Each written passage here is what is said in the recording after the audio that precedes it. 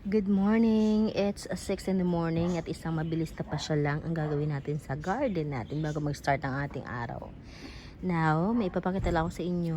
Gusto ko lang i-flex ang ating mga variegated homa. This is tricolor homa. Now, yung iba kasi is nag-revert. Like this one, reverted siya. But this is variegated homa. Nakikita nyo naman yung kanyang stalks, stems. Yan. Ito, ayan ang kanyang bagong dahon. Meron na siyang var sa gilid. This one too. Ito yung kanyang, hindi pala, ito pala new leaf niya. So, wala siyang var. Itong pinaka-cute sa lahat, oh. One leafer siya, pero ang ganda ng var niya. And I have like 2, 4, 6 pots. Mag-iiwan ako ng isa or dalawa for mother. And i-release natin yung iba. Itong dalawa dito is reserved na. Itong ito, tsaka ito. So, ito natitira natin. Ito, ang laki na nito, oh. So, yan. Sa may mga gusto, PM